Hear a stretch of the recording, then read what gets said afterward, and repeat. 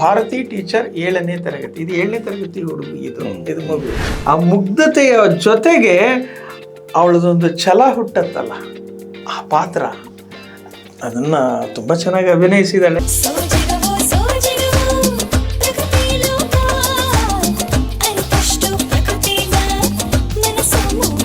Basically ಅವ್ರದ್ದು Telugu slang, but ನಿಮಗೆ ಗೊತ್ತೇ ಆಗಲ್ಲ, ಅಷ್ಟು ಅಚ್ಚುಕಟ್ಟ ಇದೆ, ತುಂಬ ಚೆನ್ನಾಗಿದೆ.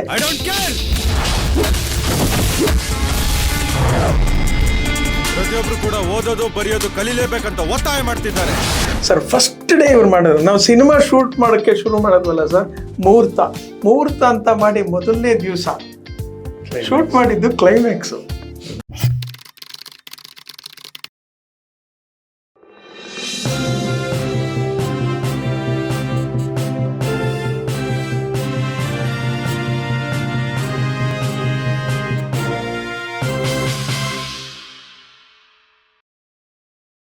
ನಮಸ್ತೆ, ಬಿ ಗಣಪತಿ ಚಾನಲಿಗೆ ಸ್ವಾಗತ. ML ಪ್ರಸನ್ನ ಕನ್ನಡದ ಹೊಸ ತಲೆಮಾರಿನ ಕ್ರಿಯಾಶೀಲ ನಿರ್ದೇಶಕ. ಭಾರತಿ ಟೀಚರ್ 7th ಕ್ಲಾಸ್ ಅನ್ನುವಂಥ ಒಂದು ಚಿತ್ರವನ್ನ ಮಕ್ಕಳ ಮನೋವಿಕಾಸಕ್ಕೂ ಮನೋರಂಜನೆಗೂ ಹೆತ್ತವರ ಕಣ್ತೆರೆಸುವಿಕೆಗೂ ಕಾರಣವಾಗುವಂಥ ಒಂದು ಸಿನಿಮಾವನ್ನ ಮಾಡಿದ್ದಾರೆ. ಒಂದು ಮಗು 7ನೇ ಕ್ಲಾಸ್ ಓದುವಂಥ ಮಗು ಒಬ್ಬ ಶಿಕ್ಷಕಿಯಾಗಿ ರೂಪಾಂತರ ಹೊಂದುವಂಥ ಈ ಕಥೆ ಬಹಳ ಸುಂದರವಾದಂಥ ಒಂದು ನಿರೀಕ್ಷೆಯನ್ನು ಹುಟ್ಟುಹಾಕಿದೆ. ಹಾಗಾದರೆ ಅದು ಹೇಗಿರಬಹುದು, ಆ ಸಿನಿಮಾ ಯಾವ ರೀತಿ ಇರಬಹುದು, ಆ ಸಿನಿಮಾವನ್ನು ಯಾಕೆ ನೋಡಬೇಕು, ಮತ್ತು ಆ ಸಿನಿಮಾದ ಹೆಗ್ಗಳಿಕೆ ಏನು, ವೈಶಿಷ್ಟ್ಯ ಏನು, ಇವೆಲ್ಲದರ ಬಗ್ಗೆ ಆ ಟೀಮ್ ಒಟ್ಟಿಗೆ ಸೋದಾಹರಣವಾಗಿ ಮಾತಾಡಿದ್ದೇನೆ. ನಿಮಗೆ ಅತ್ಯಂತ ರುಚಿಕಟ್ಟಾದಂಥ ಒಂದು ಗ್ರಾಸವನ್ನು ಈ ಸಂದರ್ಶನ ಒದಗಿಸಬಹುದು ಅನ್ನುವ ನಂಬಿಕೆ ನನ್ನದು. ಬನ್ನಿ ನೋಡೋಣ. ನಮಸ್ತೆ. ನನಗೆ ಎಲ್ಲರೂ ಪರಿಚಿತರಾದ್ರೆ ಇಬ್ಬರು ಬಿಟ್ಟರು, ಬಟ್ ಪ್ರಸನ್ನ ನೀವು ನನ್ನೊಟ್ಟಿಗೆ ಕೆಲಸ ಮಾಡಿದವರು, ಹಾಗಾಗಿ ನಿಮ್ಮ ಕಳೆದ ಹಿಂದಿನ 2 ಚಿತ್ರಗಳನ್ನು ಗಮನಿಸಿದ್ದೇನೆ, ನಿಮ್ಮ ಬರಹ ನೋಡಿದ್ದೇನೆ. ಬರಹಗಾರನಾಗಿ, ಕಥೆಗಾರರಾಗಿ, ಅಂಕಣಕಾರರಾಗಿ ಬಹಳಷ್ಟು ಹೆಸರನ್ನು ಮಾಡಿದ್ದೀರಿ ನೀವು. ಯಾವಾಗಲೂ ನಗ್ತಾ ಇರೋದ್ರಿಂದ ಬಹುಶಃ ಪ್ರಸನ್ನ ಅನ್ನೋದು ಅನ್ವರ್ಥ ಅಂತ ಭಾವಿಸ್ತೇನೆ. ಈಗ ನೀವು ಭಾರತಿ ಟೀಚರ್ ಅಂತ ಸಿನಿಮಾ ಮಾಡಿದಿರಿ. ಇವತ್ತಿನ ಕಾಲದಲ್ಲಿ ಕಲಿಕೆ ಮತ್ತು ಶಿಕ್ಷಣ ಮತ್ತು ಹಳ್ಳಿ ಅಥವಾ ಅಜ್ಞಾನ ಇದು ನಮಗೆ ಬಹಳ ಅನಾಹುತಗಳನ್ನು ತರ್ತಾ ಇದೆ. ಅರಿವು ಅನ್ನೋದು ಸಾಪೇಕ್ಷ, ಅದು ಯಾವ ದೃಷ್ಟಿಯಲ್ಲಿ ಏನನ್ನು ಎಷ್ಟು, ಇದೆಲ್ಲವೂ ನಮಗೆ ತುಂಬ ಪ್ರಶ್ನೆಗಳಾಗಿ ಕಾಡ್ತವೆ ವರ್ತಮಾನದಲ್ಲಿ. ಹಾಗಾಗಿ ಈ ಸಿನಿಮಾ ಕೇವಲ ಒಂದು ಮನರಂಜನೆ, ಕೇವಲ ಸಿನಿಮಾ, ಕೇವಲ ಕಮರ್ಷಿಯಲ್ಲು, ಅಷ್ಟರ ಚೌಕಟ್ಟಿಗೆ ಇದು ನಿಲ್ತದೆ ಅಂತ ನಾನು ಭಾವಿಸೋದಿಲ್ಲ.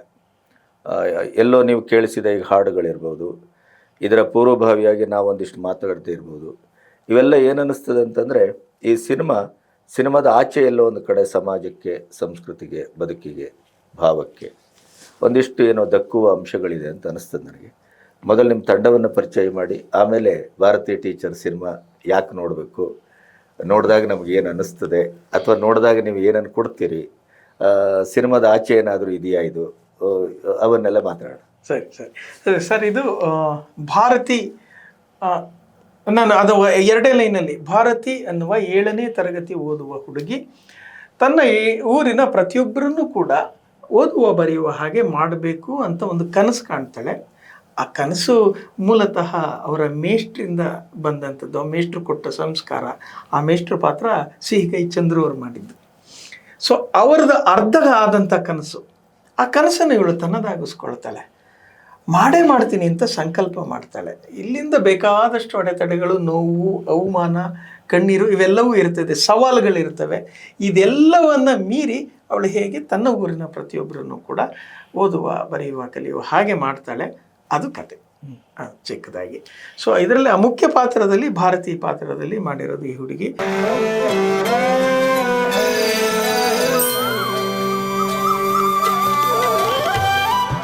ನನಗೊಂದು ಕನಸಿತ್ತು ಕಂದ. ಭಾರತಿ ಟೀಚರ್ 7ನೇ ತರಗತಿ. ಇದು 7ನೇ ತರಗತಿ ಹುಡುಗಿ, ಇದು ಮಗು. ಈಗ ಮುಗಿಯೋದ್ರೊಳಗೆ 8ನೇ ಕ್ಲಾಸ್ ಬಂದಿದೆ ಅಷ್ಟೇ. ನೋಡೋರೆಲ್ಲರೂ ಹೀರೋಯಿನ್ ಥರ ಫೀಲ್ ಆಗೋಗ್ಬಿಟ್ಟಿದೆ.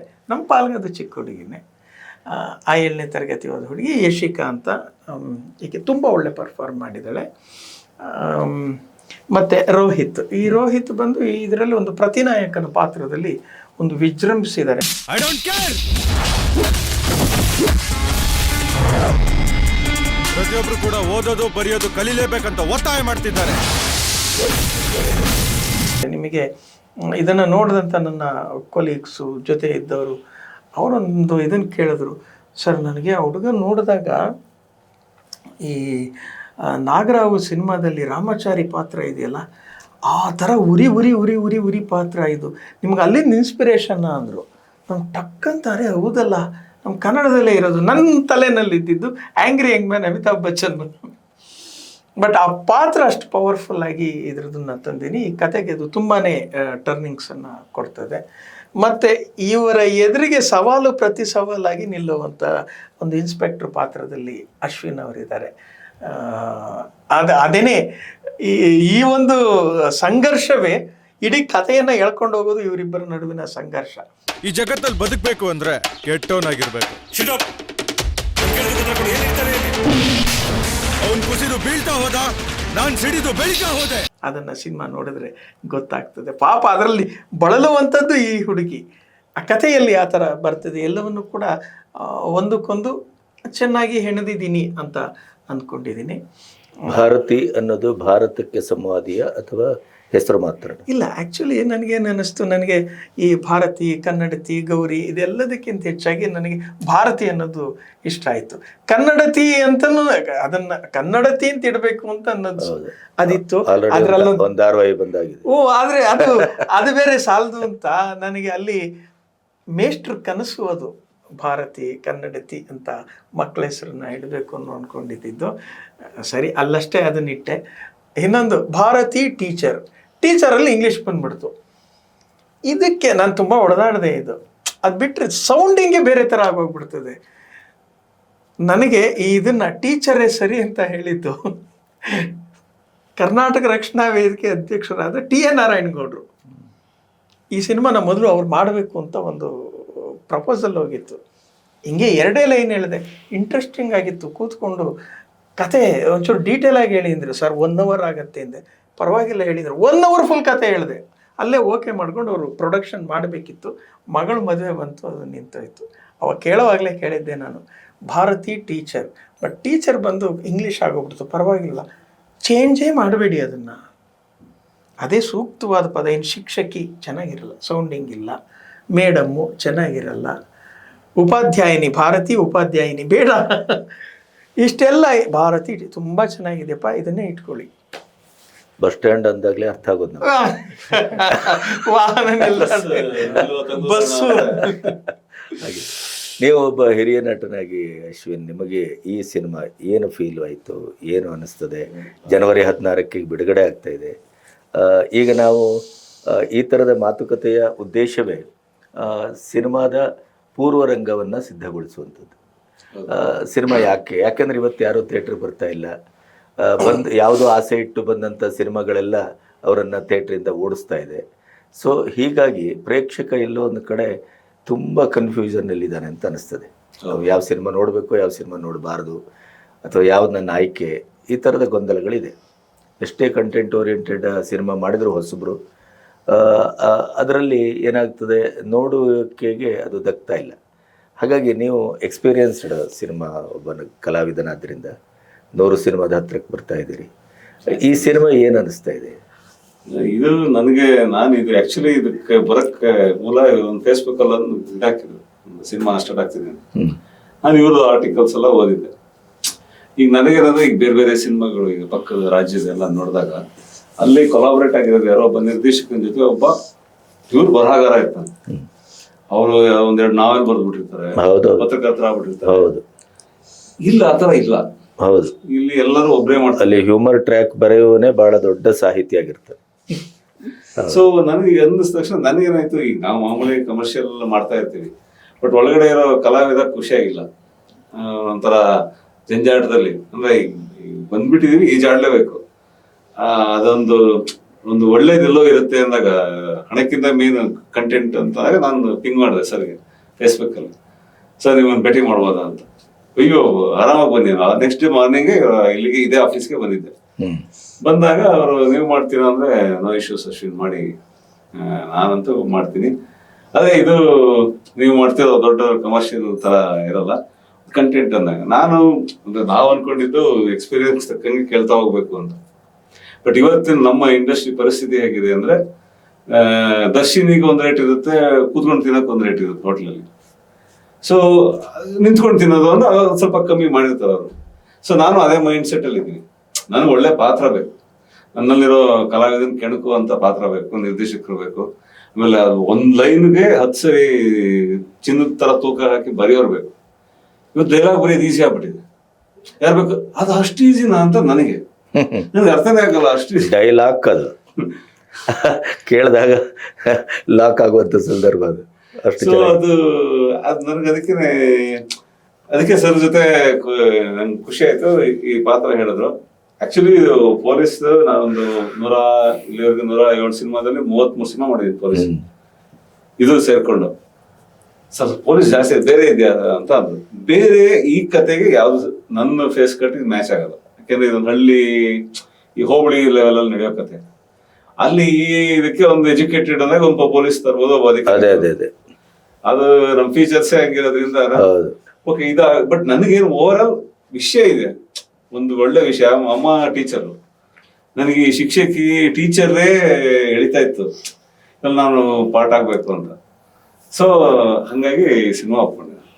ರೋಹಿತ್, ನೀವು ಸಿನಿಮಾಕ್ಕೆ ಬರಬೇಕು ಅಂತಲೇ ಬಂದವ್ರೆ? ಹಾ sir. Appu sir inspiration. So ನೋಡ್ತಾ ನೋಡ್ತಾ ನಮಗೂ ಹೀರೋ ಆಗ್ಬೇಕಂತ ಒಂಚೂರು ಆಸೆ ಇತ್ತು. ಇದೊಂದು ಚಾನ್ಸ್ ಒಂಚೂರು ರಿಜಿಸ್ಟರ್ ಆಗಕ್ಕೆ ಅಂತ ಈ ಪಾತ್ರ ಮಾಡೋಕೆ ರೆಡಿ ಆದ. ನಿಮ್ಮ ಹಿನ್ನೆಲೆ ಏನು, ಕುಟುಂಬದ ಹಿನ್ನೆಲೆ? ಸರ್ ನಮ್ಮಪ್ಪ ಬಿಸ್ನೆಸ್ ಮನ್, ಅವರೇ ಈ ಸಿನಿಮಾ ಪ್ರೊಡ್ಯೂಸರ್. ಸೊ ಅದೊಂದು ಲಕ್. ಬಟ್ ಅದ್ ದಾಟಿ ಬೇರೆ ಇರುತ್ತಲ್ಲ, ಪರ್ಫಾರ್ಮೆನ್ಸ್ ಕೊಡೋದು, ಸರ್ನ ಒಪ್ಸ್ಬೋದು. ಫಸ್ಟ್ ಇವ್ರನ್ನ ಇಂಪ್ರೆಸ್ ಮಾಡೋದು, ಆಮೇಲೆ ಅಪ್ಪ ನಿರ್ಮಾಪಕ, ಮಗ ನಾಯಕ ಬಂದವರೆಲ್ಲ ತುಂಬಾ ಜನ ನೋಡಿದೀವಿ ನಾವು. ತಮಾಷೆ ಏನಂದ್ರೆ ಇಲ್ಲಿ ಅಂಥದ್ದಾಗಬಾರ್ದು ಅಂತ ಅವರು ಮನೆಯವ್ರಿಗೂ ಹೇಳಿರಲಿಲ್ಲ. ಅವರು ಈ ವಿಷಯದಲ್ಲಿ ಹೇಳಬೇಕು, ಅವ್ರ ಮನೆಯವ್ರಿಗೂ ಹೇಳಿಲ್ಲ ನಾನೊಂದು ಒಳ್ಳೆ ಸಿನಿಮಾ ಮಾಡ್ತಾ ಇದ್ದೀನಿ ಅಂತ. ಯಾಕಂದರೆ ಏನಂತಾರೆ ಏನು ಅಂತ ಗೊತ್ತಿಲ್ಲ. ಮಗನಿಗೊಂದು ಆಸೆ ಇತ್ತು, ಅದ್ರದ್ದು ಅವ್ರು ಏನು ಹೇಳಿದ್ರು, ಒಂದು ಚಿಕ್ಕ ಪಾತ್ರ ಏನಾದರೂ ಒಂದು ಅದು ನಿಮ್ಮದು ಅಲ್ಲಿ ಆ ಕ್ರಾಂತಿಕಾರಿ ಪಾತ್ರ ಇದೆಯಲ್ಲ, ಅವನಿಗೊಂದು ಏನೋ ಒಂದು ಸಣ್ಣ ಎಕ್ಸ್ಪೀರಿಯನ್ಸ್ ಆಗಲಿ, ಆದರೆ ಮಾಡಿಸಿ ಒಂದು ಸಲ ಟೆಸ್ಟ್ ಮಾಡಿ ನೋಡಿ. ಇಲ್ಲ ಅಂದರೆ ಹೇಳ್ಬಿಡಿ, ನಾನು ಮನೆಯಲ್ಲಿ ನಾನು ಪ್ರೊಡ್ಯೂಸರು ಅಂತ ಹೇಳಿಲ್ಲ, ಯಾರಿಗೂ ಗೊತ್ತಿಲ್ಲ. ಹಾಗಾಗಿ ಅವನು ಆಗ್ತಾನೆ ಅಂದರೆ ನೋಡಿ, ಏನೋ ಸೇರಬೇಕು ಅಂತ ಎಲ್ಲೆಲ್ಲೋ ಸೇರ್ಕೊಂಡಿದ್ದ, ಕಲಿಯೋಕ್ಕೆ ಹೋಗಿದ್ದ, ಇದೆಲ್ಲ ಏನೋ ಇದೆ. ಬಟ್ ನನಗೆ ಅವನು ಸಮರ್ಥ ಅಂತ ಅನ್ಸೋ ತನಕ ನಾನು ನೋಡೋಕ್ಕೆ ಹೋಗಲ್ಲ, ಅದು ಅವರಿಷ್ಟ ಅದರದ್ದು. ಆದರೆ ನೋಡಿ ಸರ್ ಅಂದಿದ್ರು. ಬಟ್ ನನಗೇನಾಯಿತು, ಅವ್ನ ಫೀಚರ್ಸ್ ಎಲ್ಲ ಚೆನ್ನಾಗಿದೆ, ದಟ್ ಯು ಕ್ಯಾನ್ ಸಿ, ನೋಡೋದಕ್ಕೆ ಔಟ್ಲುಕ್ಕು. ಇನ್ನು ಟ್ಯಾಲೆಂಟ್ದು ಹೇಗೆ ಅಂತ, ಟ್ಯಾಲೆಂಟ್ದು ನನಗೆ ಅವನ ಒಂದು ಸಂದರ್ಭದಲ್ಲಿ ವಿನಯವಂತ ಹುಡುಗ, ಅದೊಂದು ಪಾಯಿಂಟ್. ಸೊ ಎಲ್ಲಿ ವಿನಯ ಇರ್ತದೋ ಅಲ್ಲಿ ಕಲಿಯುವಂಥ ಅವಕಾಶ ಚೆನ್ನಾಗಿರ್ತದೆ ನಿಮಗೆ. ಅವನು ಯಾವಾಗ ಕೂತಾಗ ಅದೊಂದು ಆ ಗುಣ ನನಗೆ ಟಕ್ ಅಂತ ಕ್ಲಿಯರ್ ಆಯ್ತಲ್ಲ, ಇಷ್ಟು ನೀನು ಒಪ್ಪಿಕೊಂಡಾಗ ಮಾತ್ರ ವಿದ್ಯೆ ಒಲಿಯೋದು. ಸರಸ್ವತಿ ಮುಂದೆ ನಾನು ಮಗುವಾದಾಗ ಮಾತ್ರ ಅವಳು ಹರಿಸ್ತಾಳೆ, ನಾನು ಹಠ ಮಾಡಿದ್ರೆ ನನ್ನ ಕೇರ್ ಮಾಡ್ತಾಳೆ. ಅದು ಅಂಥದ್ದೊಂದು ಇದು. ನಿನಗೆ ಆ ವಿದ್ಯೆ ಒಲಿಬೇಕು, ನೀನು ವಿನಯವಾಗಿದೆಯಾ, ಕಲಿತೀಯಾ ಅಂತ. ಈ ಸಿನಿಮಾ ಮುಗಿಯೋದ್ರೊಳಗೆ ಯು ಕ್ಯಾನ್ ಸಿ ದಟ್ ಅದು ನಾನು ಯಾವ ಮಟ್ಟಕ್ಕೆ ಪರ್ಫಾರ್ಮ್ ಮಾಡಿದ್ದೇನೆ ಅಂತ. ಏನೇನೆಲ್ಲ ಹೇಳ್ಕೊಡ್ತಿದ್ರು ಅದನ್ನು ಹಂಗೆ ಗ್ರಹಿಸಿ ಒಂದು ತುಂಬ ಒಳ್ಳೆ ಪರ್ಫಾರ್ಮೆನ್ಸು.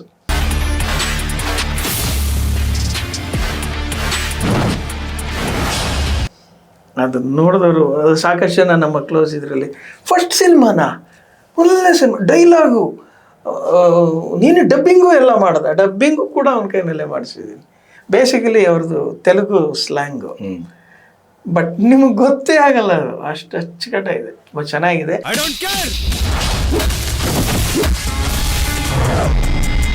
ಪ್ರತಿಯೊಬ್ರು ಕೂಡ ಓದೋದು ಬರೆಯೋದು ಕಲಿಲೇಬೇಕಂತ ಒತ್ತಾಯ ಮಾಡ್ತಿದ್ದಾರೆ. ತುಂಬ ಒಳ್ಳೆ ಅಭಿನಯವನ್ನು ನೀಡಿದ್ದಾನೆ. ಅದರಲ್ಲಿ ನಾವು ಎಷ್ಟು ಶ್ರಮ ಹಾಕಿದೀವೋ ಅದಕ್ಕಿಂತ ಹೆಚ್ಚಾಗಿ ಅವನು ಶ್ರಮ ಹಾಕಿ ನೀಡಿದ್ದಾನೆ, ಅಷ್ಟು ಹೇಳಬಲ್ಲೆ. ಭಾರತಿ ಟೀಚರ್ ಆಗಿ ಇವರು ಈ ಮಗುವಿಂದ ಏನು ಅಪೇಕ್ಷೆ ಮಾಡಿದಿರಿ? ಏನು ನಾನು ಭಾರತಿ ಟೀಚರ್ ಅನ್ನೋದು ಸರ್, ನಾವು ಒಂದು ಆಡಿಷನ್ ಮಾಡಿದ್ವಿ ಸರ್. ನನಗೆ 7ನೇ ತರಗತಿ ಮಗು ಬೇಕಿತ್ತು, 7ನೇ ತರಗತಿ ಮಗುನೇ ಬೇಕಿತ್ತು. ಸುಮಾರು ಒಂದು 60 ಮಕ್ಕಳು ಬಂತು, ಒಂಚೂರು ಹಿಂದೆ ಮುಂದೆ ನೋಡ್ಬೋದಾ. ಈ ಅವಾರ್ಡ್ ತೊಗೊಂಡಿರೋ ಮಕ್ಕಳುಗಳು, ಅವರು ಇವರು ಎಲ್ಲರೂ ಬಂದಿತ್ತು. ಬಟ್ ಇದಿಷ್ಟರಲ್ಲೂ ನನಗೆ ಫೀಚರ್ಸ್ ಅಂತ ಅಂತೀವಲ್ಲ, ಅದಷ್ಟರಲ್ಲಿ ಒಂದು 3 ಮಕ್ಕಳನ್ನು ಸೆಲೆಕ್ಟ್ ಮಾಡಿದೆ ಆ ಕೊನೆಯಲ್ಲಿ. ಇದಕ್ಕಿಂತ ಇನ್ನೂ ಮುದ್ದಾಗಿರೋ ಇನ್ನೊಂದು ಹುಡುಗಿ ಇತ್ತು, ಇದಕ್ಕಿಂತ ಟ್ಯಾಲೆಂಟ್ ಆಗಿರೋ ಇನ್ನೊಂದು ಹುಡುಗಿ ಇತ್ತು, ಕ್ಲಿಯರಾಗಿ ಹೇಳ್ಬೇಕಂದ್ರೆ ಆ ರೇಂಜಲ್ಲಿ. ಈಗ ನನಗಿದ್ದಿದ್ದು ಅಲ್ಲಿ ಒಂದು ಮುಗ್ಧತೆ, ಇನ್ನೊಂದು ಟ್ಯಾಲೆಂಟು ಇದೆ. ಬಟ್ ಏನಂದರೆ ಆ ಹುಡುಗಿ ಫೀಚರ್ಸಲ್ಲಿ ಎಕ್ಸ್ಪ್ರೆಷನ್ ಚೆನ್ನಾಗಿದೆ, ಬಟ್ ಅವಳ ಲುಕ್ಕು ಚೆನ್ನಾಗಿಲ್ಲ. ಇದು ಮುಗ್ಧತೆ ಇದೆ, ಅಸಣ್ಣ ಮೆಚುರಿಟಿ ಕೂಡ ಇಲ್ಲ. ಇದಿಷ್ಟು 3 ಇದರಲ್ಲಿ ಬೆಸ್ಟು ಎಲ್ಲ ಮಿಕ್ಸ್ ಆಗಿ ನನಗೆ ಸಿಕ್ಕಿದ್ದು ಒಂದು ಇದು ಈ ಹುಡುಗಿ. ಸೊ ಹಾಗಾಗಿ ಇವಳನ್ನು ಆ ಲೆಕ್ಕಾಚಾರದಲ್ಲಿ ಇವಳು ಟ್ಯಾಲೆಂಟು, ಡೈಲಾಗ್ ಡೆಲಿವರಿ, ಆಮೇಲೆ ಫೀಚರ್ಸು, ಅಪಿಯರೆನ್ಸ್ ಇದನ್ನೆಲ್ಲವನ್ನು ನೋಡಿ ತೊಗೊಂಡಿದ್ದು. ಯಾಕಂದ್ರೆ ಒಂದು ಸಣ್ಣ ಮೆಚುರಿಟಿ ಬೇಕು ಆ ಡೈಲಾಗ್ನ ಅರ್ಥ ಮಾಡ್ಕೊಂಡು ಕೊಡೋದಕ್ಕೆ. ಮುಗ್ಧತೆ ಅಲ್ಲ ಪಾತ್ರ, ಆ ಮುಗ್ಧತೆಯ ಜೊತೆಗೆ ಅವಳದೊಂದು ಛಲ ಹುಟ್ಟತ್ತಲ್ಲ ಆ ಪಾತ್ರ, ಅದನ್ನು ತುಂಬ ಚೆನ್ನಾಗಿ ಅಭಿನಯಿಸಿದ್ದಾಳೆ.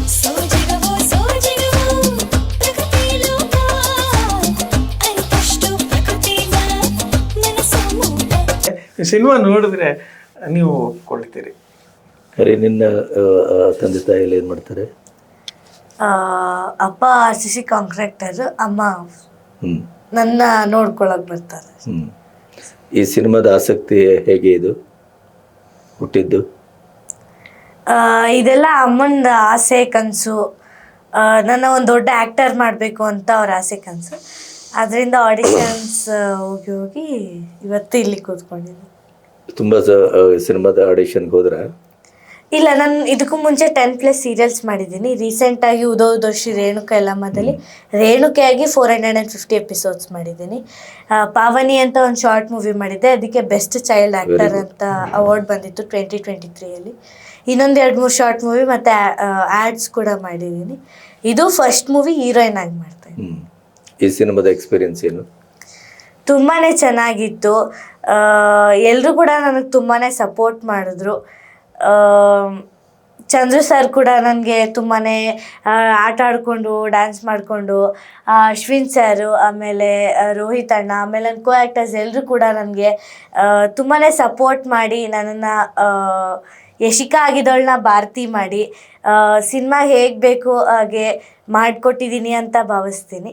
ಒಂದು 40 ದಿನ ಒಂದು ಭಾರತೀಯಾಗಿ ನೀನು ಕೆಲಸ ಮಾಡಿದ್ದಿ ಅಲ್ವಾ?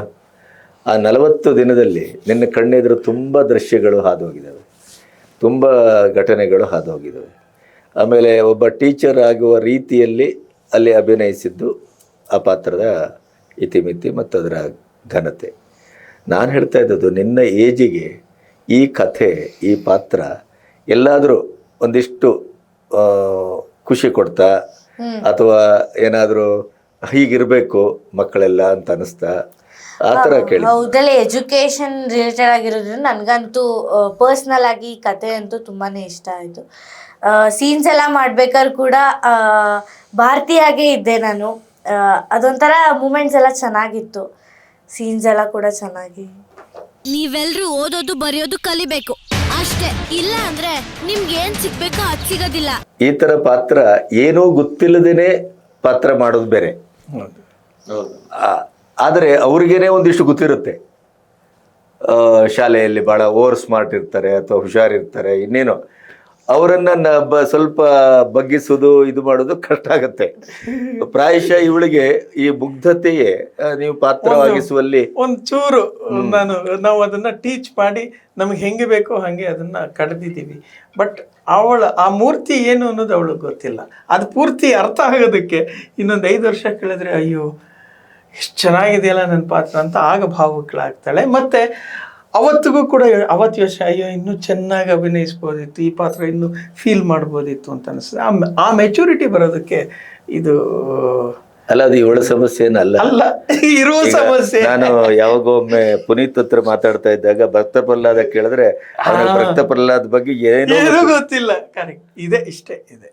ಈಗ ಬೆಟ್ಟದ ಹೂವು ಕೂಡ ಆ ಬಾಲ್ಯದ ಘಟನೆಗಳೇನಿದೆ ಆ ಸಿನಿಮಾ ನೋಡಿದಾಗ ನನಗೇನೆ ಕೆಲವು ಸರಿ ರೀಕಾಲ್ ಮಾಡ್ಲಿಕ್ಕೆ ಆಗ್ತಾ ಇಲ್ಲ ಅಂತ ಹೇಳ್ತಿದ್ರು ಅವರು. ಅಂದರೆ ಈ ಅರ್ಥ ಆಗದೇನೆ ಅಭಿನಯಿಸುವುದು ಅದೊಂದು ದೊಡ್ಡ ಶಕ್ತಿ ಅದು. ಮತ್ತೆ ಆ ಮುಗ್ಧತೆಯೇ ಬಹುಶಃ ಅಭಿವ್ಯಕ್ತಿಗೆ ಬಹಳ ದೊಡ್ಡ ಮಾರ್ಗವನ್ನು ಸೃಷ್ಟಿಸ್ತದೆ ಕಾಣ. ನೀವೇ ಎಲ್ಲ ಒಂದ್ಸಲ ಹೇಳಿದ್ರಿ, ಏನೋ ಬಿರಿಯಾನಿ ಕೊಟ್ರೆ ಆಕ್ಟಿಂಗ್ ಮಾಡ್ತಿದ್ರು. ಹೌದೌದು, ಬಿರಿಯಾನಿ ಕೊಟ್ಟರೆ ಆ್ಯಕ್ಟಿಂಗ್ ಮಾಡ್ತಾ ಇದ್ರು. ಆಮೇಲೆ ಅವರಿಗೆ ಯಾವುದೋ ಒಂದು ಇದರದ್ದು ಚಾಕ್ಲೇಟು ಮತ್ತು ಕೇಕು ಈ ಥರದ್ದೆಲ್ಲ ಅದನ್ನೆಲ್ಲ ತಂದಲ್ಲಿ ಎದುರಿಡುದು. ಅವಾಗ ಆಕ್ಟಿಂಗ್ ಮಾಡೋದು. ಅವ್ರು ಭಕ್ತ ಪ್ರಹ್ಲಾದದಲ್ಲಿ ಫಸ್ಟ್ 2 ಸೀನ್ ಮಾಡಿ ಕೊನೆಗೆ ಕ್ಯಾನ್ಸಲ್ ಮಾಡಿದ್ರಲ್ಲ, ನಿಲ್ಲಿಸಿದ್ರು. ಆಮೇಲೆ ಮತ್ತೆ ರೀಶೂಟಿಗೆ ಸ್ಟಾರ್ಟ್ ಮಾಡಿದ್ರು. ಯಾಕೆಂದ್ರೆ ರಾಜ್ಕುಮಾರ್ ಅವರು ಪೂರ್ತಿ ಎಲ್ಲಿ ನಿನ್ನ ಹರಿ ಅಂತ ಕಣ್ಣು ಬಿಟ್ಟಾಗ ಅವನು ಎಲ್ಲ ಮೂತ್ರ ಇದು ಎಲ್ಲ ಮಾಡ್ಕೊಂಡು ಹೆದರಿ ಕಂಗಾಲಾಗಿ ಆವಾಗ ಕೊನೆಗೆ ಇಡೀ ಸಿನಿಮಾದಲ್ಲಿ ಅವ್ರು ಅರ್ಧ ಕಣ್ಣನ್ನು ಬಿಟ್ಟದ್ದು ಆ ಥರ ಅಲ್ರಿ. ಅದೇ ಆ ಮುಗ್ಧತೆ ಅನ್ನೋದು ನಿಮಗೆ ಎಷ್ಟರ ಮಟ್ಟಿಗೆ ಇದು ಲಾಭ ಆಯಿತು ಪ್ರಸನ್ನ? ಇಲ್ಲ, ನನ್ನ ಕೇಳೋದಾದ್ರೆ ಆ ಮುಗ್ಧತೆ ಮತ್ತು ಎಕ್ಸ್ಪ್ರೆಷನ್ನು ನನಗೆ ಅನುಕೂಲ ಆಯಿತು. ಎಲ್ಲಿ ಮುಗ್ಧವಾಗಿ ಯೋಚಿಸುವಾಗ ಅವಳಿಗೊಂದು ಹೊಸ ತಾಟು ಹೊಳೆದಾಗ ಕೂಡ ಅದು ಮುಗ್ಧತೆಯಿಂದಲೇ ಬಂದಂತ ರೀತಿಯಲ್ಲಿ ಕಾಣ್ತದೆ. ಅದು ನಾವೇನ್ ಮಾಡ್ಬಾರ್ದು ಮಾಡಿದೀವಿ ಅಂತ ಅವನಿಗೆ ನಮ್ಮ ಮೇಲೆ ಈ ತರ ದ್ವೇಷ. ನಾವು ಹೇಳ್ಕೊಟ್ಟಿದ್ದನ್ನ ಹೇಳ್ತಾ ಇರುವಾಗ ಅವಳಿಗೆ ಒಂದು ಮುಗ್ಧವಾಗೇ ಬಂದಂಗೆ ಅನ್ನಿಸ್ತದೆ. ನಾನು ಹೇಳಿದ್ ನಿಮ್ಗೆ ಗೊತ್ತಾಯ್ತು. ಬಟ್ ಒಂದು ಪ್ರಜ್ಞೆ ಬೇರೆ ಜಾಗೃತಿ ಇತ್ತು ಅಂದ್ರೆ ಅದೊಂದು ಬೇರೆ ತರ ಲುಕ್ ಇರ್ತದೆ. ಅಲ್ಲ, ಅದು ತೊಂದರೆ ಆಗುವ ಸಾಧ್ಯತೆ ಜಾಸ್ತಿ ಅದರಿಂದ. ಹಾಗಾಗಿ ಅದೆಲ್ಲವೂ ಅನುಕೂಲ ಆಯ್ತು. ನಮ್ಗೆ ಹೆಂಗ್ ಬೇಕೋ ಹಂಗೆ ನೀಟಾಗಿ ತಗೊಂಡಿದ್ದೀನಿ. That expressions good. Angry Young man ಅಂತ ಒಂದು ಶಬ್ದ ಬಳಸಿದ್ರು. ಅದರಲ್ಲೂ ನಿಮಗೆ ಅದರ ಧಾರಣೆಯ ಮಾಡ್ಕೊಳ್ಳೋದು ಎಷ್ಟರ ಮಟ್ಟಿಗೆ ಸರಿಯೋ ಅಥವಾ ಕಷ್ಟವೋ ಸುಖವೋ ನಂಗೆ ಗೊತ್ತಿಲ್ಲ. ನಾಗರಾವು, ವಿಷ್ಣುವರ್ಧನ್ ಈ ಥರದ ಹೆಸರುಗಳೆಲ್ಲ ಬಂದೋದು. ನಿಮಗೇನು ಅನ್ನಿಸ್ತದೆ ಈ ಸಿನಿಮಾ ಮಾಡಿ ಆದಮೇಲೆ? ಈಗ ಸಿನಿಮಾ ಮುಗಿದಿದೆ, ಒಂದು ಪ್ರಥಮ ಹೆಜ್ಜೆ, ಪ್ರಥಮ ಪ್ರಯತ್ನ. ನಾನು ಮಾಡಿದ್ದು ಆ ಕ್ಯಾರೆಕ್ಟರ್ ಬಗ್ಗೆ ತಿಳ್ಕೊಂಡು ಸರ್. ಅಂದರೆ ಡೇ ಟು ಡೇ ಲೈಫಲ್ಲಿ ನೋಡ್ತಾ ಇರ್ತೀವಿ ಸೇಮ್ ಎಲ್ಲರೂ ಎಲ್ಲ ಕಡೆ ಲಂಚ ಅದು ಇದು. ಅವ್ರ ಪಾಪ ಒಳ್ಳೇದೇ ಮಾಡ್ತಿರ್ತಾರೆ. ಎನಿ ಬಿಸ್ನೆಸ್ ಮ್ಯಾನ್ ಅವ್ರು ನೋಡಿದ್ರೆ ನನಗೆ ಇನ್ಸ್ಪೈರ್ ಆಗಿದ್ದು ಇಲ್ಲಿಂದ ನೋಡಿ. ಬಿಕಾಸ್ ನಮ್ಮ ತಂದೆಯವ್ರ ಬಿಸ್ನೆಸ್ ಮ್ಯಾನ್. ಅಲ್ಲಿ ಲಂಚ ಕೇಳಿ ಇವ್ರು ಎಷ್ಟು ಕರೆಕ್ಟ್ ಇದ್ರು ಅಲ್ಲಿ ಅದಿಲ್ಲದೆ ಏನೋ ಕೆಲಸ ಆಗೋಕ್ಕಾಗಲ್ಲ. ಸೊ ಈ ಪಾತ್ರದಲ್ಲಿ ಅದೊಂದು ಕ್ಯಾರೆಕ್ಟರಿಸ್ಟಿಕ್ಸ್ ಇತ್ತು ರಾಜಶೇಖರ್ನ ಪಾತ್ರದಲ್ಲಿ. ಅದು ಸರಿ ಮಾಡೋಣ, ಪರ್ಫಾರ್ಮೆನ್ಸ್ ಕೊಡೋಣ ಅಂತ ನನಗನ್ನಿಸ್ತು.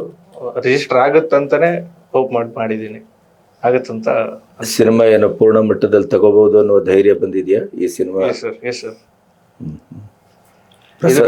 ಪ್ರಸನ್ನ ಅವರ ಒಂದು ಟ್ರೈನಿಂಗ್ ಹೇಗಿತ್ತು ಸರ್? ಅವರು ಎವ್ರಿಥಿಂಗ್ ಡೆಪ್ತ್ ಅಲ್ಲಿ ಹೇಳ್ತಾರೆ. ನಮ್ಗೆ ಅರ್ಥ ಆಗಕ್ಕೆ ಅಲ್ಲೇ ಈಸಿ ಆಗುತ್ತೆ. ಆಮೇಲೆ ತಪ್ಪಿದ್ರೆ ಅಲ್ಲೇ ಹೇಳ್ಕೊಡ್ತಾರೆ. ಸುಮ್ಮನೆ ಮುಚ್ಚುಮುರಿ ಏನಿರಲ್ಲ ಸರ್ ಹತ್ರ. ಅದು ತುಂಬಾ ಹೆಲ್ಪ್ ಆಯ್ತು. ಇವ್ರ ಟ್ರೈನಿಂಗು, ಆಮೇಲೆ ಕೋ ಆಕ್ಟರ್ಸ್ ಅವರ ಸಪೋರ್ಟ್. ಅಶ್ವಿನ್ ಸರ್ ಜೊತೆನೆ ನಮ್ ಜಾಸ್ತಿ ಸೀನಿಯರ್ ಅವರು. ಸರ್ ಅಲ್ಲಿ ಸಪೋರ್ಟ್ ಕೊಡ್ತಾ ಇದ್ರು ಆಗುತ್ತೆ ಅಂತ. ಸ್ಟಾರ್ಟಿಂಗ್ ಇಂದ ಎಂಡಿಂಗ್ ವರ್ಗು ಸರ್ ನೋಡಿದ್ದಾರೆ. ಅದು ಸರ್ ಹೇಳಿದ್ರೆ ಇವರು ಒಂದೊಂದು ಸ್ಕೆಡ್ಯೂಲ್ಗೂ ಫುಲ್ ಚೇಂಜ್. ಅಂದ್ರೆ ಆ ಬದಲಾವಣೆ ಕಾಣ್ತಾ ಇತ್ತು. ಫಸ್ಟ್ ಸ್ಕೆಡ್ಯೂಲ್ ಅಲ್ಲಿ ನಾನು ಫ್ರಾಂಕ್ ಆಗಿ ಹೇಳ್ತೀನಿ, ನೀವು ಫ್ರಾಂಕ್ ಆಗಿ ಮಾತಾಡ್ತಿರೋದ್ರಿಂದ ಗಣಪತಿ ಸರ್ ಅಂದ್ರೆ ಫ್ರಾಂಕ್. ಫಸ್ಟ್ ಸ್ಕೆಡ್ಯೂಲ್ ನನ್ಗೇನು ಅನ್ನಿಸ್ತು ಅಂದ್ರೆ, ಓಕೆ ಈಗ ನನಗೆ ಸಂಜೆ ಆದ್ರೆ ಇವರು ಸರ್ ಏನ್ ಮಾತಾಡಿರ್ತಾರೆ, ಪೇಮೆಂಟ್ ಕೊಡ್ತಾರೆ, ಎಲ್ಲ ಆಗುತ್ತೆ, ಓಕೆ ನಾನು ಆಕ್ಟ್ ಮಾಡ್ತಿರ್ತೀನಿ. ಇದೊಂದು ಸಿನಿಮಾ ಮಾಡ್ತಾ ಇರ್ತೀನಿ. ನಾನು ವೃತ್ತಿ 10 ವರ್ಷ ಆಗೋಯ್ತು. ಯಾಕೆ ಇವರೆಲ್ಲ ಸಿನಿಮಾ ಮಾಡ್ತಾರೆ ಅಂತ ಫಸ್ಟ್ ಡೇ ಅನ್ಸಿದ್ ನಿಜ ನನಗೆ. ನಾನು ಸುಳ್ಳು ಹೇಳಬಾರ್ದು, ಬಣ್ಣ ಹಾಕೊಂಡು ಯಾಕೆ ಇದನ್ನ ಹೆಂಗ್ ನಾವು ಪ್ರಮೋಟ್ ಮಾಡೋದು, ಹೆಂಗ್ ಸೆಲ್ ಮಾಡೋದು, ನಂದು ಅದೇ ಯೋಚನೆ. ಈ ಪ್ರಸನ್ನ ಸರ್ ಏನ್ ಮಾಡ್ತಾರೆ ಇದಕ್ಕೆ, ಈಗ ಹೆಂಗ್ ಇದನ್ನ ತಲುಪಿಸೋದು ಜನಕ್ಕೆ ಅಂದ್ರೆ. ಇವ್ರದ್ದು ಪಾತ್ರ ಸೃಷ್ಟಿ ಸರಿಗಿದೆ. ಇವ್ರದ್ದು ಏನಾಗಿದೆ, ಇವ್ರು ಫಸ್ಟ್ ಟೈಮ್ ಜೀವನದಲ್ಲಿ ಸೆಟ್ಟಿಗೆ ಬಂದಿರೋದು. ಸರ್ ಇದ್ದಷ್ಟು ಸೀರಿಯಸ್ ಇವ್ರು ಇನ್ನೂ ಬರ್ತಿಲ್ಲ. ಮತ್ತೆ ಆ ವಯಸ್ಸು ಅಲ್ಲ ಮತ್ತೆ ಅವರು ನಿರ್ಮಾಪಕರು, ಜಾಸ್ತಿ ಹೇಳಕ್ಕೂ ಆಗಲ್ಲ. ಹೌದು. ನಾನು ಇನ್ನೊಂಚೂರು ತಗೋಬೇಕು ರೈತ, ಇನ್ನೊಂಚೂರು ಬೇಕು ಅಂತ. ಅಂದ್ರೆ ನಾವು ಜಾಸ್ತಿ ಹೇಳಕ್ಕಾಗಲ್ಲ. ಜಾಸ್ತಿ ಹೇಳಿದ್ರೆ ಇರಿಟೇಷನ್ ಅಂತ ಅನ್ಕೊಂಡ್ಬಿಡ್ತಾರೆ. ಮತ್ತೆ ನಾನೇ ದೊಡ್ಡ 4 ದಿನ ಮಾಡಿ ಒಂದು 15 ದಿನ ಬ್ರೇಕ್ ಆಯ್ತು. ಸೆಕೆಂಡ್ ಸ್ಕೆಡ್ಯೂಲ್ ಬರ್ತೀನಿ, ಡೈಲಾಗು ಸರ್ ನಿಮ್ ರೆಡಿನಾ ಡೈಲಾಗು ಅಂದ್ರು. ನಾನು ನೋಡ್ಕೊಂಡೆ, ಒಂದು ಎಕ್ಸ್ಪೀರಿಯನ್ಸ್ ಇದೆಯಲ್ಲ, ಒಂದ್ಸರಿ ನೋಡೋದೇ ಅದು ಎಕ್ಸ್ಪೀರಿಯನ್ಸ್ ಅಲ್ಲಿ ಬಂದಿದೆ. ಇವ್ರು ಆಲ್ರೆಡಿ ನೆಕ್ಸ್ಟ್ ಪೇಜ್ ಇದೆಲ್ಲ ಹೇಳ್ತಾ ಇದ್ದಾರೆ ಕುತ್ಕೊಂಡು. ನಂಗೆ ನಿಂಗೆ ಫುಲ್ ರೆಡಿ ಆಗ್ಬಿಟ್ರ ಅಂದ್ರೆ, ಬೆಣ್ಣೆ ತೆಗೆದ್ಬಿಟ್ಟಿದ ಸರ್ ನಂದು ಅಂದ್ರೆ. ಅವಾಗ ಅವರು ಅರ್ಥ ಆಗ್ತಿತ್ತು. ನಾನು ಅವಾಗ ಅವ್ರಿಗೆ ಹೇಳಿದೆ, ರಿವರ್ಸ್ ಇಂಜಿನಿಯರಿಂಗ್ ಅಲ್ಲಿ ನೋಡಿ, ನಾವು 1 ನಿಮಿಷ ಲೇಟ್ ಮಾಡಿದ್ರೆ ನಿಮ್ ತಂದಿದ್ದು 200-300 ರೂಪಾಯಿ ವೇಸ್ಟ್. ಒಂದ್ಸರಿ ನಾವು ಸೈಕಲ್ ಹಾಕಿದ್ರೆ 500 ರೂಪಾಯಿ ವೇಸ್ಟ್.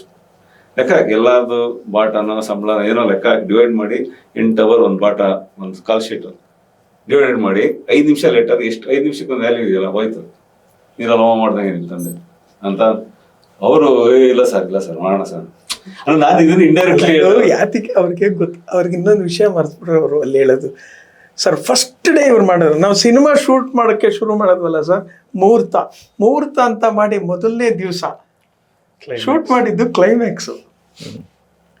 ಕ್ಲೈಮ್ಯಾಕ್ಸ್ ಅಲ್ಲಿ ಒಂದು ಇಂಪಾರ್ಟೆಂಟು ಇವ್ರದ್ದು ಸೀನ್ಗಳಿರೋದು ಕ್ಲಾಶ್. ಯಾವುದು ಮೇಜರ್ ಸೀನ್ ಇದೆಯಲ್ಲ ಮೇಜರ್ ಸೀನ್ನ ಮೊದಲನೇ ದಿವಸ ಹಾಕ್ಕೊಂಡಿದ್ದೀನಿ. ಸೊ ಅಂದರೆ ಫಸ್ಟ್ ಟೈಮ್ ಕ್ಯಾಮ್ರಾ ಮುಂದೆ ಬರ್ತಾ ಇದ್ದಾನೆ ಅವನು, ಅಲ್ಲಿ ಇದು ಮೇಜರ್ ಸೀನು ಕ್ಲೈಮ್ಯಾಕ್ಸ್ ಇನ್ನೇನು ಪಜಿತಿ ಇರಬೇಕು. ಬಟ್ ನನಗೆ ಅವನ ಒಂದು ಒಳಗೆ ಅದರದ್ದು ಆ ಮಣ್ಣಿನ ಗುಣ ಗೊತ್ತಿದ್ರೆ ಬೆಳೆ ಏನು ತೆಗಿಬಹುದು ಅನ್ನೋದು ನಿಮ್ಗೊಂದು ಅಂದಾಜು ಇರ್ತದೆ. ಬಂಡೆ ಕಲ್ಲಾದರೆ ನೀವು ಏನು ತೆಗಿಯೋಕ್ಕಾಗಲ್ಲ. ಆ ಮಣ್ಣಿನ ಗುಣ ಚೆನ್ನಾಗಿತ್ತು ಅದು, ಯಾಕಂದರೆ ಅದರೊಳಗೊಂದು ವಿನಯ ಇತ್ತು. ಕೊಟ್ಟಿದ್ದನ್ನು ತಗೊಂಡು ಬೆಳೆಸುವಂಥ ಒಂದು ಗುಣ ಇದೆ ಅವನಿಗೆ. ಸೊ ಅದನ್ನು ಈಗ ನಾನು ಅಲ್ಲಿ ಕೊಡ್ತಾ ಹೋದೆ. ಕೊಟ್ಟಿದ್ದು ಅದಂಗೆ ನೀಟಾಗಿ ಬೆಳೀತಾ ಬಂತು. ಯು ಡೋಂಟ್ ಬಿಲೀವ್, ಅವ್ನು ಫಸ್ಟ್ ಟೈಮ್ ಶಾರ್ಟ್ ಹೇಳೋದಕ್ಕೆ ಮುಂಚೆ ಅವತ್ತೇ ಮೊದಲನೇ ದಿವಸ ಅದ್ರ ಹಿಂದ್ಲ ದಿವಸ ಬಂದು ಒಂದು 4 ದಿವಸ ಸರ್ ಏನಾದರೂ ಟ್ರೈನಿಂಗು ಡೈಲ್ ಅವನ್ನ ಇವನಿಗೆ ಇವತ್ತು ನಾಳೆ ಎಂದು ಹಿಂದ್ಲ ದಿವಸ ಈಗ ಇವತ್ತೊಂದು ಫುಲ್ ಡೇ ನಾವು ಒಂದು ಸೆಷನ್ ಮಾಡೋಣ, ಕ್ಯಾರೆಕ್ಟರ್ ಹೆಂಗಿರುತ್ತೆ ಏನಿರುತ್ತೆ ಅಂತ ಹೇಳಿದೆ. ಅದು ಹೇಳಕ್ಕೆ ಬಂದಾಗ ನನ್ನ ಒಂದು ಕ್ಯಾಲ್ಕುಲೇಷನ್ ಎಷ್ಟು ಕರೆಕ್ಟಾಗಿತ್ತು ಅಂತ ಒಂದು ಹ್ಯಾಪಿನೆಸ್. ಅವನೇನು ಮಾಡಿದೆ, ಅವನು ಫಸ್ಟು ಈಗ ನೀನೇನು ಮಾಡು ಅಂದರೆ ಅವನು ಸರ್ 1 ನಿಮಿಷ ಸರ್ ಅಂತ ಕಾಲಿಗೆ ನಮಸ್ಕಾರ ಮಾಡ್ದ.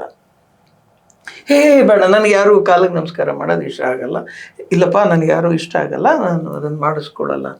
ಇಲ್ಲ ಸರ್ ನಾನು ಮಾಡಲೇಬೇಕು, ಇದು ನಮ್ಮ ತಂದೆ ಕೂಡ ಅದನ್ನೇ ಹೇಳಿರೋದು, ಮತ್ತು ನನಗೂ ಹಾಗೇನೆ ಇವತ್ತು ನಿಮ್ಮ ಆಶೀರ್ವಾದ ಇರಬೇಕು, ನಾನು ಏನು ಮಾಡ್ತೀನೋ ಅದು ತಲುಪಬೇಕು ಅಂದರೆ ನಿಮ್ಮ ಆಶೀರ್ವಾದ ಬೇಕು, ನಾನು ನಮಸ್ಕಾರ ಮಾಡಲೇಬೇಕು ಅಂದ. ಅವನು ಹೇಳಿದ ಒಂದು 3-4 ಸಾಲ ಶುರು ಮಾಡಿ ಮುಗಿಯೋ ತನಕ ನಾನು ಸುಮ್ಮನೆ ಹಿಂಗೆ ನೋಡ್ತಾ ಇದ್ದೆ. ಅವ್ನು ನಮಸ್ಕಾರ ಮಾಡಿಕೊಂಡ, ದೇವ್ರು ಒಳ್ಳೇದು ಮಾಡ್ತಾನಪ್ಪ, ನೀನೇನು ಹೆದರ್ಕೋಬೇಡ, ನಾಳೆ ಆ್ಯಕ್ಟಿಂಗ್ ತೆಗೆಸ್ತೀನಿ ಹೋಗೋನ್ ಕಳಿಸ್ಬಿಟ್ಟೆ. ಆ್ಯಕ್ಟಿಂಗಿಗೆ ಬಂದು ಅವನು ಮಾರನೇ ದಿವಸ 3 ಪೇಜಸ್ ಸೀನು ಕಳಿಸ್ಬಿಟ್ಟಿದ್ದೀನಿ. ಅವ್ರ ಅಪ್ಪ ಗಾಬರಿ, ಇವನು ಗಾಬರಿ, ಏನು ಮಾಡ್ತಾರೆ ಅಂತ. ನೀವು ಆ ಶೂಟ್ ಆದಮೇಲೆ ಡಬ್ಬಾದ್ಮೇಲೆ ನೋಡಿ ಒಂದು ಚೂರು ಗೊತ್ತಾಗಲ್ಲ ನಿಮಗೆ. ಯಾಕೆಂದರೆ ನನಗೇನು ಎಕ್ಸ್ಪ್ರೆಷನ್ ಬೇಕಿತ್ತು, ಏನು ಸ್ಲ್ಯಾಂಗ್ ಇದು ಬೇಕಿತ್ತು, ಅದಕ್ಕೆಲ್ಲ ನಾನು ನೀಟಾಗಿ ಪ್ರಿಪೇರ್ ಆಗಿರ್ತಿದ್ದೆ. ಅದು ಎದುರೆದುರು ಕೂರಿಸಿ ಹಿಂಗೆ ತೆಗ್ಸೋದಕ್ಕೆ ನನಗೆ 25 ನಿಮಿಷ ನನಗೆ ಆ ಟೈಮ್ ಚೆನ್ನಾಗಿ ನೆನಪಿದೆ. ಅದು 7:45ಗೆ ಶುರು ಮಾಡಿದೆ ಅವನಿಗೆ ಟ್ರೈನಿಂಗ್. ಅಲ್ಲೆಲ್ಲ ಲೈಟಿಂಗ್ ಆಗ್ತಿತ್ತು. 8:20ಕ್ಕೆ ನಮಗೇನು ಬೇಕೋ ಆ ರೀತಿ ಮಾತಾಡ್ತಾ ಇದ್ದಾನೆ, ಡೆಲಿವರ್ ಮಾಡ್ತಾ ಇದ್ದಾನೆ. ಸೊ 35 ಮಿನಿಟ್ಸಲ್ಲಿ ಅದು ನನಗೊಂದು ಕಾನ್ಫಿಡೆನ್ಸ್ ಇದೆ. ಏನಂದರೆ ಒಬ್ಬ ಆ್ಯಕ್ಟ್ರ್ ಒಳಗೆ ಏನು ಬೇಕಿರುತ್ತೆ, ಅವ್ರದ್ದು ಡೈಲಾಗ್ ಟೈಮಿಂಗ್ಸು ಎಕ್ಸ್ಪ್ರೆಷನ್ನು ಇರುತ್ತಲ್ಲ, ಆ ಫೀಲು ಅದನ್ನು ಕರೆಕ್ಟಾಗಿ ಸೆಟ್ ಮಾಡಿಬಿಟ್ರೆ ಕೊಡ್ತಾರೆ. ಅದು 25 ನಿಮಿಷದಲ್ಲಿ ಕೊಟ್ಬಿಟ್ಟ ಅವನು. ನಮ್ಮ ಪಕ್ಕದಲ್ಲಿ ನಮ್ಮ ಮ್ಯಾನೇಜರ್ ಸುನಿಲ್ ಇದ್ದರು. ಫಸ್ಟ್ ಅವ್ರು ಹಿಂಗೆ ಅಂದ್ಕೊಂಡಿದ್ರು, ಇವನೇನು ಹೇಳ್ತಾನೋ ಏನು ಮಾಡ್ತಾನೆ, ಹಿಂಗೆ 25 ನಿಮಿಷಕ್ಕೆ ಅವರು ಬಂದ್ಬಿಡ್ತಲ್ಲ ಅಂತ ಅವ್ರ ಖುಷಿ. ನಾನು ಅವ್ರು ನೋಡಿ ಇವ್ನು ನೋಡಿ ಓಕೆ ಅಮ್ಮ ಇನ್ನು ಉಳ್ದಿದ್ದು ನಾನು ನೋಡ್ಕೊಳ್ತೀನಿ ಬಾ ಅಂತ. ಹಾಗೆ ಆಗಿದ್ದು. ಆವಾಗ ಇವರು ಈ ಥರ ಫೀಲ್ ಆಗಿದ್ದು. ಬಟ್ ಮಧ್ಯ ಬರ್ತಾ ಇತ್ತು ಇವಂದು ಸಮಸ್ಯೆ ಇದ್ದಿದ್ದು. ನನಗೆ ಕರೆಕ್ಟಾಗಿ ಗೊತ್ತಿರ್ತಲ್ಲ ನಾನು ಯಾವ್ಯಾವ ಶಾರ್ಟ್ ಇಟ್ಕೊಂಡಿದ್ದೀನಿ, ಎಲ್ಲೆಲ್ಲಿ ಬೇಕಿದೆ, ಎಲ್ಲಿ ಕ್ಲೋಸಲ್ಲಿ ಇಟ್ಟಾಗ ಏನೇನು ವರ್ಕೌಟ್ ಆಗುತ್ತೆ. ಇವನೇನೇ ತಡವರಿಸಿದ್ರು ಈ ಕಡೆಯಿಂದ ಇದ್ದಾಗ ಶಾರ್ಟು ಗೊತ್ತಾಗಲ್ಲ ಜನಕ್ಕೆ. ಬಟ್ ಇವ್ರಿಗೆ ಅನ್ನಿಸ್ತಿರ್ತದೆ ಇದು ಯಾಕೆ ಹಿಂಗೆ ಮಾಡ್ತಾವ್ರೆ ಅಂತ. ಇವನು ಕ್ಲೋಸ್ ಇಟ್ಟಾಗ ಬೇರೆ ಮನೆಯಲ್ಲಿ ತೆಲುಗು ಮಾತಾಡೋದ್ರಿಂದ ಮೇ ಬಿ ಅದು ಸಮಸ್ಯೆ ಆಗಿರ್ಬೋದು. ನೀವು ಒಳಗಡೆ ಅನಿಸಿದ್ ಬಟ್ ಮಾತು ತೆಲುಗು ಸ್ಲಾಂಗ್ ಆಂಧ್ರದವ್ರು ಮಾತಾಡೋದಂಗೆ. ಬಟ್ 2ನೇ ಸ್ಪೀಡಲ್ಲಿ ಬರೋ ಹೊತ್ತಿ ಇವರು ಬಸವನಗುಡಿಗೆ ಬಂದ್ಬಿಟ್ಟಿದ್ರು. ಡಬ್ಬಿಂಗು 4ನೇ ಸಲಕ್ಕೆ ಡಬ್ಬಿಂಗು ಓಕೆ ಮಾಡಿಸಿದ್ದು. ಅಷ್ಟು ನಾವು ಟಾರ್ಚರ್ ಅಲ್ಲ, ಅದು ಹಾರ್ಡ್ ವರ್ಕ್ ಮಾಡಿಸಿದ್ದೀವಿ ಆ್ಯಂಡ್ ಹಿ ಡೆಲಿವರ್ಡ್ ಇಟ್. ನಮಸ್ಕಾರ, ನಾನು ರಾಘವೇಂದ್ರ ರೆಡ್ಡಿ ಅಂತ ನನ್ನ ಹೆಸರು. ಭಾರತೀಯ ಟೀಚರ್ 7ನೇ ತರಗತಿ ಅಂತ ಒಂದು ಫಸ್ಟ್ ಟೈಮ್ ನಾವು ಕನ್ನಡ ಸಿನಿಮಾ ಮಾಡಿದ್ದೀವಿ. ಸೊ ಈ ಸಿನಿಮಾದ ಉದ್ದೇಶ 7ನೇ ತರಗತಿ ಸರ್ಕಾರಿ ಶಾಲೆ 7ನೇ ತರಗತಿ ವಿದ್ಯಾರ್ಥಿನಿ ಒಂದು ತನ್ನ ಇಡೀ ಹಳ್ಳಿ ಊರನ್ನು ಹೇಗೆ ವಿದ್ಯಾವಂತರನ್ನಾಗಿ ಮಾಡ್ತಾರೆ, ಕನ್ನಡ ಬರೆಯಲು ಓದಲು ಕಲಿಸ್ತಾರೆ. ಅದು ಅವರ ಮಾಸ್ಟರ್ ಕನಸಾಗಿರುತ್ತೆ. ಆ ಮಾಸ್ಟರ್ ಕನಸು ಹೇಗೆ ಈಡೇರಿಸ್ತಾರೆ.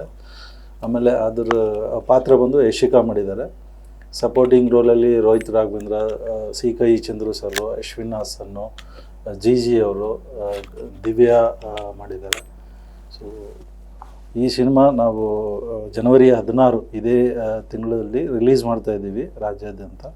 ಸೊ ಎಲ್ಲ ವಿದ್ಯಾರ್ಥಿಗಳು, ಸ್ಕೂಲ್ ಮಾಸ್ಟರು, ದೆನ್ ಎಲ್ಲ ಪೋಷಕರು ಪ್ರತಿಯೊಬ್ಬರು ನೋಡಬೇಕಾಗಿ ಅಂತ ನಾವು ಕೇಳ್ಕೊತೀವಿ. ಆಮೇಲೆ ಇದರ ಉದ್ದೇಶ ವಿದ್ಯೆ ಕಲಿಬೇಕು, ಎಲ್ಲರೂ ಅಟ್ಲೀಸ್ಟ್ ಓದಲು ಬರೆಯಲಾದರೂ ಬರಬೇಕು. ನಮ್ಮ ದಾಖಲೆ ಏನಿದೆ ಆ ದಾಖಲೆ ಓದಲಿಕ್ಕಾದರೂ ಕನ್ನಡ ಕಲೀಲೇಬೇಕು ನಾವು ಕರ್ನಾಟಕದಲ್ಲಿದ್ದಾಗ ಅಂತ. ಸೊ ಎಲ್ಲರೂ ನಾವು ಮಾತಾಡ್ತೀವಿ, ಬಟ್ ನಾನೊಂದು ಧೈರ್ಯ ಮಾಡಿಬಿಟ್ಟು ಇದೊಂದು ಸಿನಿಮಾ ಮುಖಾಂತರ ಹೇಳಲಿಕ್ಕೆ ಇಚ್ಛೆಪಡಿಸ್ತಾ ಇದ್ದೀನಿ. ಸೊ ಇದರಲ್ಲಿ ಮತ್ತೊಂದು ನಾನು ಏನು ಈಗ ನಿರ್ಧಾರ ತೊಗೊಂಡಿದ್ದೀವಿ ಅಂದರೆ, ಈಗಿರೋ ಸಿನಿಮಾ ಕಾಂಪಿಟೇಷನಲ್ಲಿ ನಾನು ಮಾಡಿರೋ ಸಿನಿಮಾ ಶಾಲೆ ಮಕ್ಕಳು ಅಥವಾ ಶಾಲೆ ಟೀಚರ್ಸ್ಗೆ ಇವ್ರಿಗಾಗಿರೋದ್ರಿಂದ ಅವರು 150-200 ರೂಪಾಯಿ ಕೊಟ್ಟು ಸಿನಿಮಾ ನೋಡೋಕ್ಕಾಗಲ್ಲ.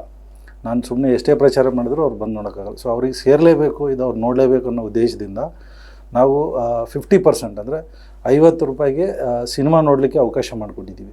ಸೊ ಇದರಿಂದ ನಾನು ಲಾಭ ನಿರೀಕ್ಷೆ ಮಾಡೋದಲ್ಲ, ಅಟ್ಲೀಸ್ಟ್ ನಾವು ಮಾಡಿರೋ ಸಿನಿಮಾ ಪ್ರತಿಯೊಬ್ಬರಿಗೂ ತಲುಪಲಿ, ಇದರ ಉದ್ದೇಶ ಈಡೇರಲಿ. ಆಮೇಲೆ ಏನು ಶಾಲೆ ಹಿರಿಯ ಮಾಸ್ಟರು, ವಿದ್ಯಾರ್ಥಿಗಳು, ತಂದೆ ತಾಯಿ ಏನಿದೆ ಮಾತೃದೇವೋಭವ, ಪಿತೃದೇವೋಭವ, ಗುರುದೇವೋಭವ ಅನ್ನೋ ಕಾನ್ಸೆಪ್ಟನ್ನು ಎಲ್ರಿಗೂ ತಿಳಿಸಿದ್ದೀವಿ ಈ ಸಿನಿಮಾದಲ್ಲಿ.